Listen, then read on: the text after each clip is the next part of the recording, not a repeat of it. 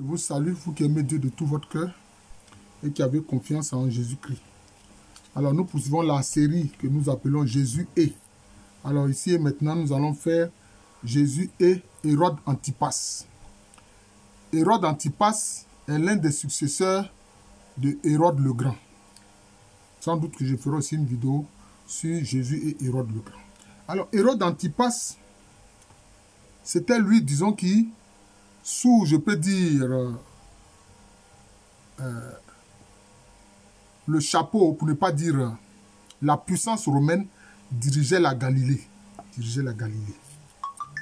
Alors, Hérode Antipas, c'est lui qui avait donné une fête, avait organisé une fête. Et au cours de cette fête-là, la fille de son épouse Hérodiade a dansé.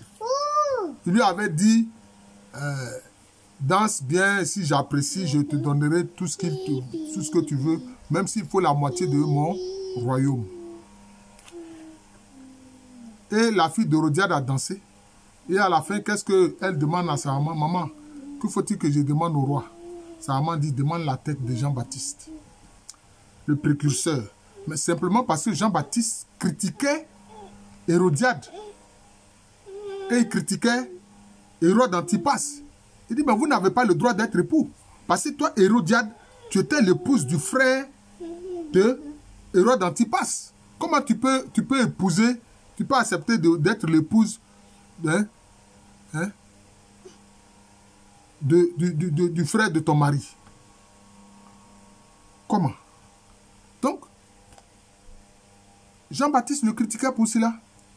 Bon, apparemment, il acceptait ça. Mais il avait des craintes aussi parce qu'il savait que vraiment, Jean le Baptiste était vraiment un prophète approuvé par le peuple. Mais quand ce jour-là, la fille d'Hérodiade a dansé, que sa maman lui a dit, réclame la tête. Ici, maintenant, la tête de Jean-Baptiste sur un plateau. Bon, c'est ce qu'il a fait. Il allait faire décapiter Jean-Baptiste. Et puis on a envoyé la tête de Jean-Baptiste à Hérodiade. Mais en fait, qu'est-ce que Jésus même a dit des choses de roi d'Antipas? Jésus l'a qualifié de renard. Jésus l'a qualifié de renard. Pourquoi? On sait que le renard, c'est quelqu'un qui... Enfin, c'est une image, hein, c'est un symbole, c'est l'image d'un animal, disons, qui change à tout moment. Donc, quand quelqu'un dit qu'il a un comportement de renard, c'est-à-dire qu'il ne reste pas fixe sur une position, il n'est pas fidèle à ses convictions. Voilà. Il n'est pas fidèle à ses convictions. Et c'était le cas, justement, du roi d'Antipas. Vous voyez ici, il avait quelque part de l'admiration pour Jean le Baptiste. Il savait très bien que c'était un vrai prophète du Seigneur. Mais, parce que la fille de son épouse a demandé sa tête, il allait quand même trancher, faire décapiter Jean le Baptiste. C'est ça le problème de Hérode Antipas. Vous voyez, Hérode Antipas. D'ailleurs, quand Jésus a été jugé et que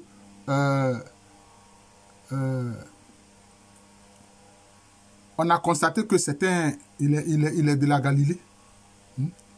Quand le gouverneur romain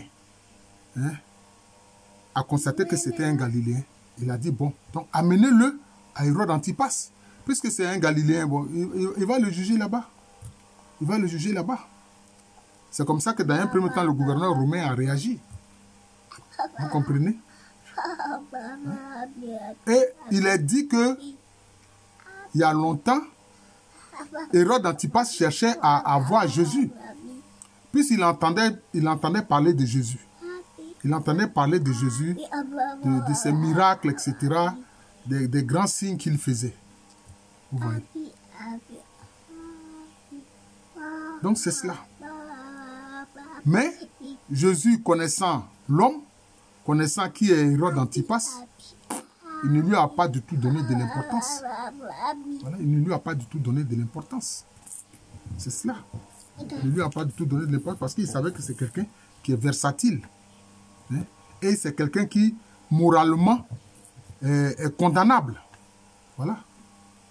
Il allait épouser la femme de son frère. C'est inadmissible. C'est inadmissible. Hein, chez les Hébreux, chez les Juifs, c'est inadmissible. Mais pourtant, c'est ce qu'il a fait. Et c'était lui qui régnait sur la Galilée. Mais sous la bonne volonté, la coupole des Romains. La bonne volonté des Romains. Vous comprenez? Donc c'est ça un peu, Jésus et Hérode Antipas. Voilà. C'est cela. Sans doute un tel personnage, Jésus considère qu'il fait partie des fils de la rébellion. Hein? Des fils de la rébellion qui eux-mêmes vont à leur propre perte. Ils vont à leur propre perte. Parce qu'ils voient les signes du Seigneur Jésus-Christ, mais ils refusent de se convertir. Ils voient les signes que le Christ a accomplis, mais ils refusent de se convertir. Voyez, c'est cela. Mais, en fait, comme on le voit là, c'est un homme politique. Voilà, c'est un homme politique et beaucoup d'hommes politiques sont jaloux de leur pouvoir. On va le voir notamment avec Hérode le Grand.